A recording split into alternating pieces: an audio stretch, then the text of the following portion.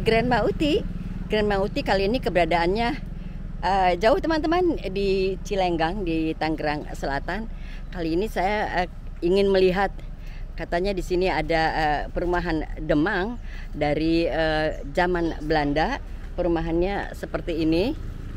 Saya ingin masuk ke dalam, ingin menemui Pak RT-nya di dalam. Apakah diperbolehkan saya masuk ke dalam? Seperti itu. Dan kita lihat ada apa saja keunikan-keunikan dari sejarah peninggalan Belanda ini. Let's go teman-teman, kita masuk ke dalam. Teman-teman, ternyata setelah saya lihat di dalam ada rumah, salah satu rumah peninggalan Belanda yang paling ujung. Seperti ini kondisinya. Memang rumah ini beratap tinggi dan berdinding tebal dengan cat warna krem, tetapi sayangnya sudah tidak terpelihara dengan baik dan sudah porak-poranda. Konon rumah ini memang dibangun sudah seabad yang lalu lah, karena tahun 1891 dibangunnya rumah ini, dan keberadaannya ini ada di Jalan Cilenggang 3, RT 12, RW 04, Kelurahan Cilenggang, Serpong. Seperti itu. Luas daripada masing-masing bangunan ini teman-teman. Ini salah satu bangunannya. Saya akan perlihatkan 4 bangunan. Dan luas daripada masing-masing bangunan ini sekitar 700 meter teman-teman. Seperti ini kondisinya sangat memprihatinkan karena dikelilingi oleh kebun-kebun pisang serta kebun-kebun singkong seperti itu. Konon rumah ini dahulunya adalah rumah daripada pejabat-pejabat perkebunan karet dan tebu, saat itu komoditasnya teman-teman. Dan biasa kepala dinas atau pejabat itu zaman dahulu disebut Demang. Maka dari itu sekarang terkenal dengan rumah Demang. Seperti itu teman-teman. Luas daripada perkebunan ini dulunya 150 hektar. Tetapi sekarang cuman tinggal 7,3 hektar saja, karena selebihnya sudah dibangun rumah-rumah yang cantik. Teman-teman, saya sih kepengen ngajak teman-teman masuk mencoba ke dalam. Yang sebetulnya saya tidak boleh teman-teman masuk ke dalam karena berbahaya. Semuanya sudah mendekati runtuh. Kayu-kayunya sudah mulai berjatuhan. Tetapi hebatnya dindingnya sangat tebal teman-teman, seperti itu. Saya akan kasih lihat tipis-tipis saja karena memang saya tidak boleh masuk seperti itu. Dan sampai saat ini saya memang masih belum bertemu dengan Pak RT-nya, seperti itu teman-teman.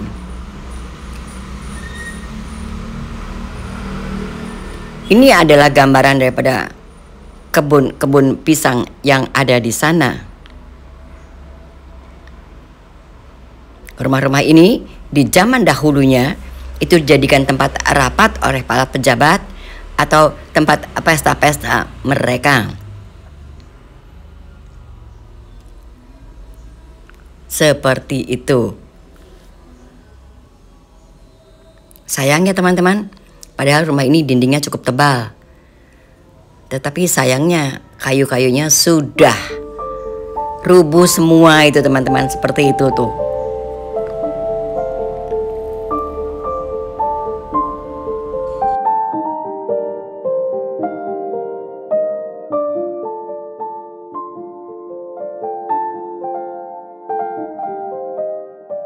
Saya hanya bisa mengajak teman-teman untuk mengintip dari luar saja kondisi daripada dalamnya yang seperti ini. Memang sangat tinggi, ceilingnya atau atapnya, juga memang pintunya lebar-lebar teman-teman. Saya akan ajak teman-teman untuk berjalan lagi ke rumah yang berikutnya. Ayo teman-teman, kita masuk, kita jalan lagi, kita lihat ada apa lagi di rumah berikutnya, karena saya bilang ada 4 rumah di sini, bukan?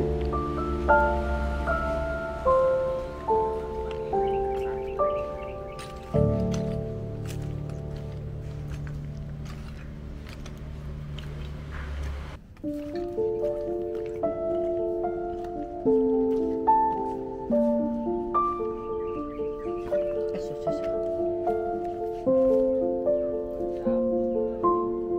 juga udah ambruk ya.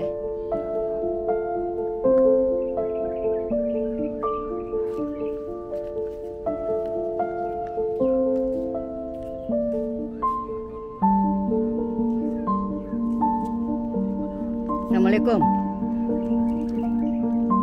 Udah ngeliat doang.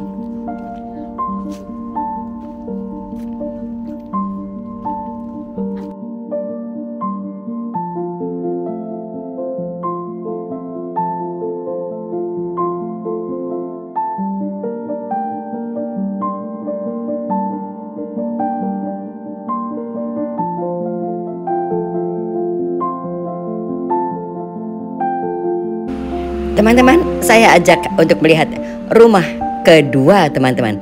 Seperti ini, lebih tidak terpelihara lagi karena memang pepohonan sudah menembus rumah itu.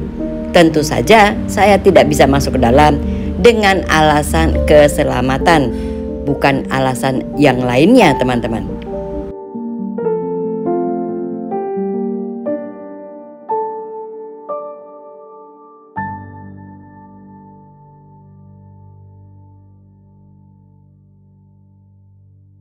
Teman-teman bisa melihat bukan? Pohon-pohon itu menembus atap daripada rumah-rumah peninggalan Belanda ini. Sangat disayangkan. Sementara jalannya memang untuk masuk ke dalam kompleks perumahan Belanda ini dipelihara dengan baik. Mereka menggunakan konblok untuk rumah itu. Saya perlihatkan berikutnya teman-teman. Ini adalah klinik dahulunya, adalah klinik bagi para pekerja yang bekerja di perkebunan. Dan di dalam sini tentu saja tidak ada cerita-cerita yang menarik karena ini hanya sebuah klinik saja di zamannya, bukan rumah sakit.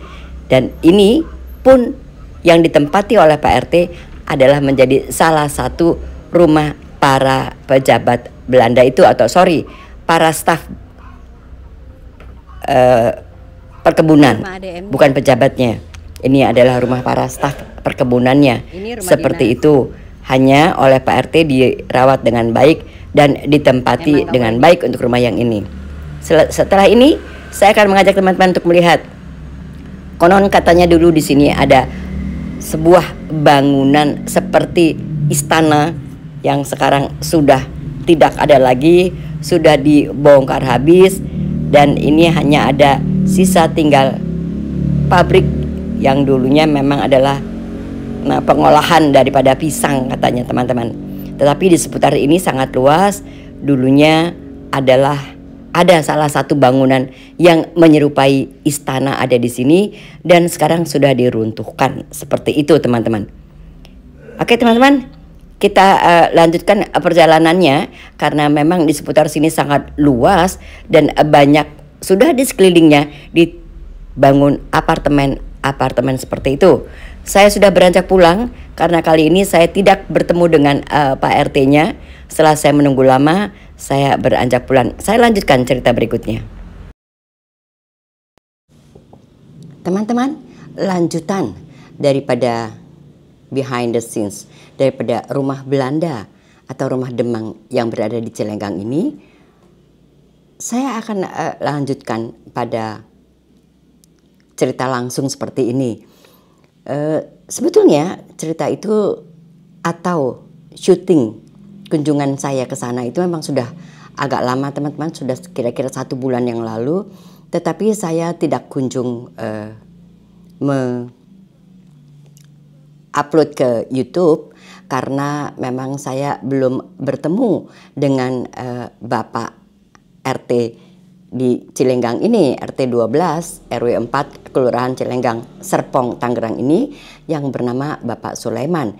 Ketika saya datang ke sana, beliau sedang belanja membeli bahan-bahan untuk 17 Agustusan di wilayah RT-nya. Dan saya tidak, tentu saja tanpa izin beliau, saya tidak berani memasukkan atau upload daripada cerita ini.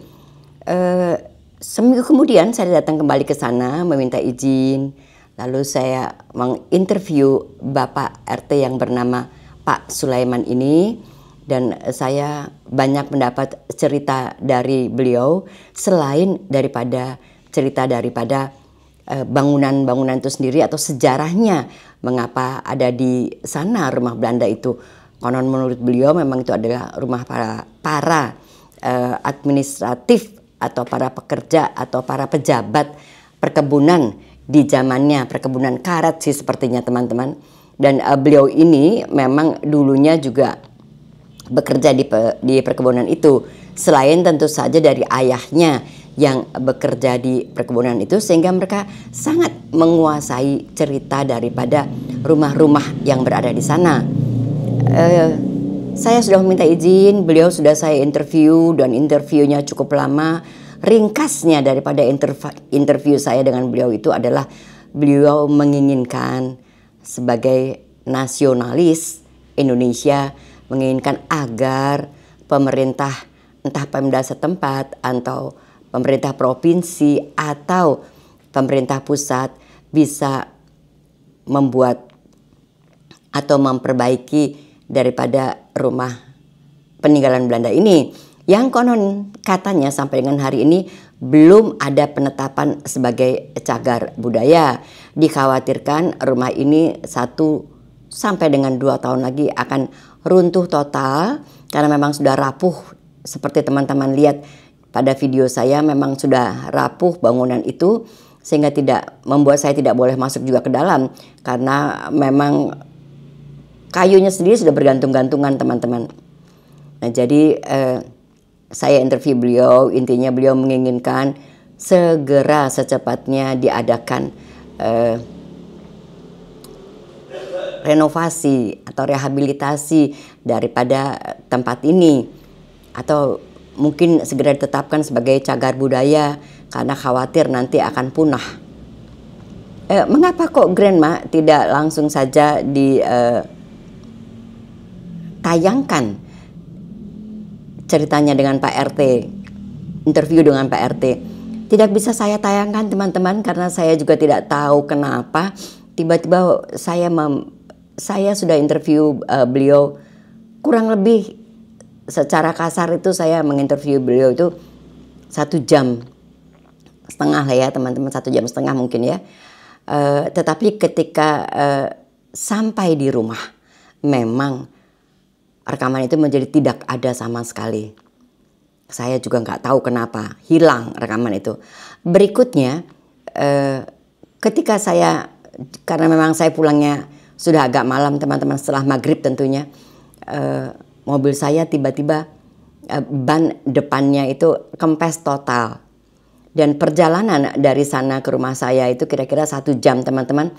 Jadi dengan kendala-kendala seperti itu, dan secara kebetulan Pak RT Pak Sulaiman ini saya minta juga untuk bercerita mengenai kisah misteri daripada rumah-rumah itu. Menurut beliau itu memang beberapa kali terjadi teman-teman.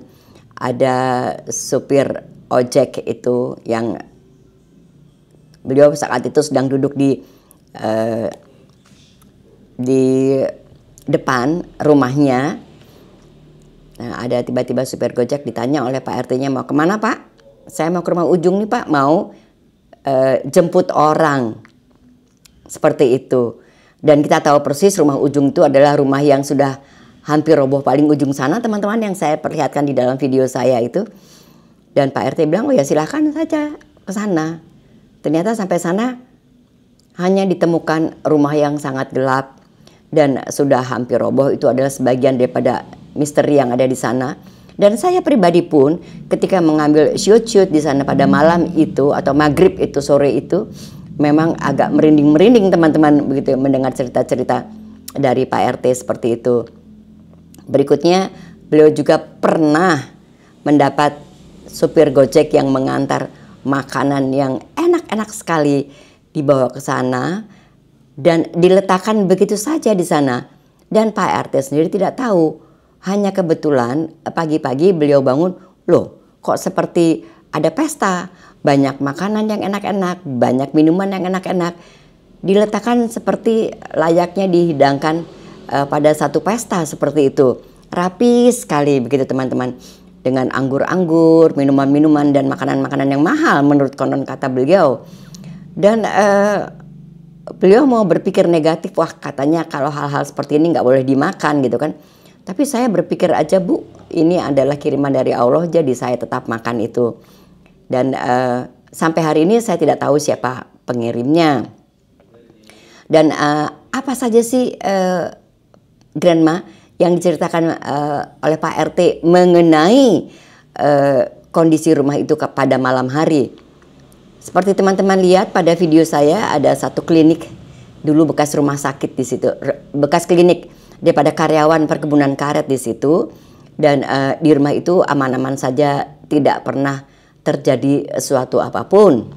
Begitu juga rumah para adminnya yang sekarang ditempati oleh Pak RT, itu pun sangat aman. Aman-aman saja, tidak pernah terdengar suara apapun. Tetapi untuk rumah yang di tengah dan yang di ujung yang sudah hampir rubuh itu, apalagi dikelilingi dengan kebun-kebun, yang kebun singkong, kebun pisang dan lain sebagainya, dan luasnya tanah itu memang membuat cerita sendiri menurut Pak RT-nya.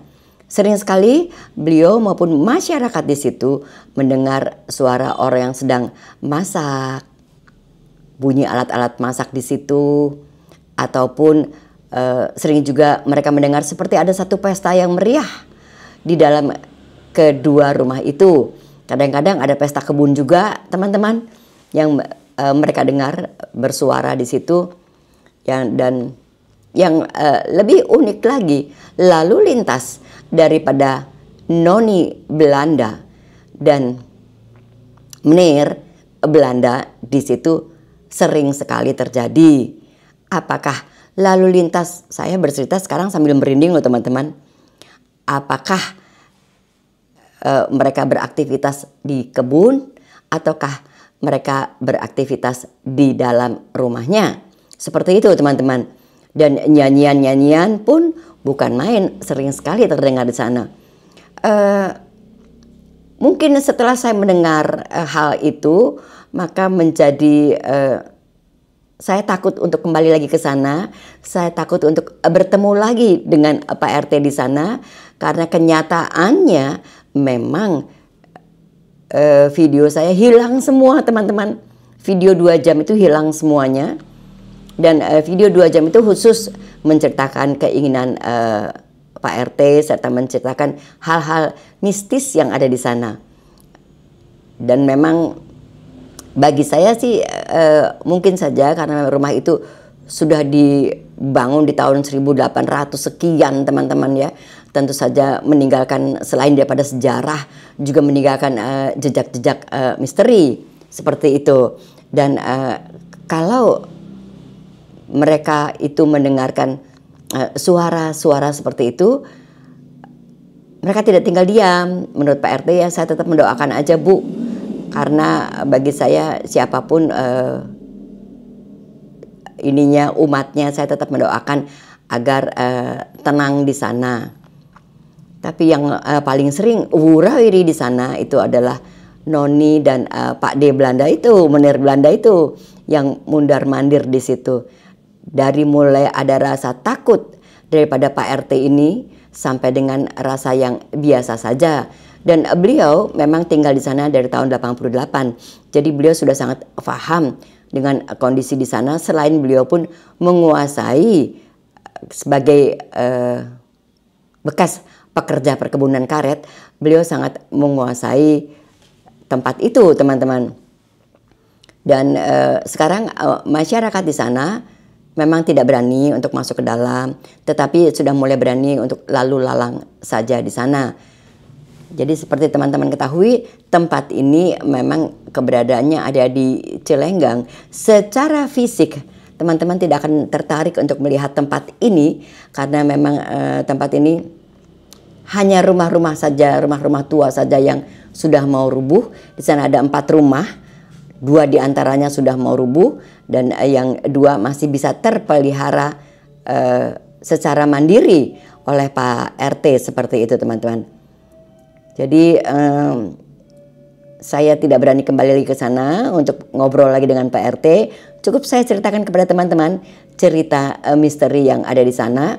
Jadi sampai saat ini menurut Pak RT masih ada beberapa kejadian di mana ada Gojek yang dipanggil untuk menjemput seseorang, seperti itulah teman-teman. Dan saya tahu persis memang rumah yang kosong itu ada di paling ujung teman-teman.